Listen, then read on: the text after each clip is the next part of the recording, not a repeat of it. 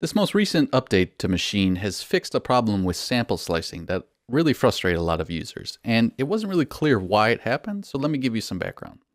The main problem is you would go into your sample, which is here just a recording of my guitar, and you would slice something, and then when you applied the slicing, you would hit the pad and nothing would happen. So essentially your slices were gone. And it turned out that you had to actually go into pad mode and go way down on the octave in order to even access those pads. So that was something that wasn't really clear, and it kind of was a frustrating thing. Every time you would slice something, you had to octave way down.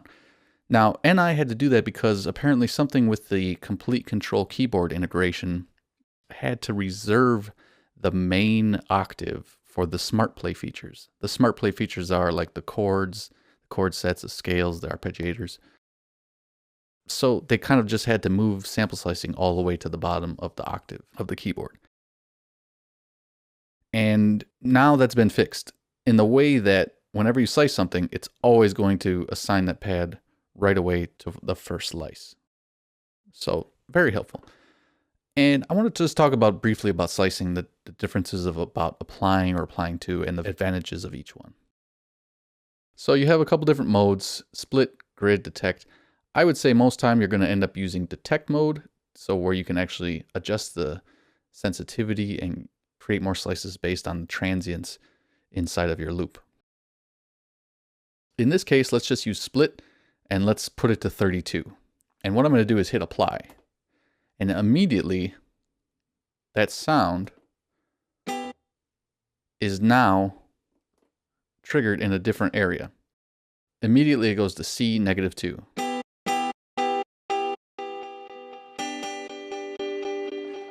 So all of those 32 slices are already arranged now. Now, why would you want to apply and just have it still stuck on one sound? Well, for instance, if you have more than 16 slices, you obviously can't play the 17th and up slice from the 16 pads. So you could now put in pad mode and octave up, keep octaving up, and get all your slices. So one downside though is that all the slices are stuck on the same pad. So anything you do to adjust the sound of one slice affects every single slice. So let's undo it. And let's just do 16 slices and apply 2. Now this will actually apply to a brand new group. So let's find a blank group. It'll start flashing and then you hit apply. And at this point, all the slices now are going to be completely independent on their own sound. And why is this important? Well, you now have a full-blown sampler at the sound level for each individual slice.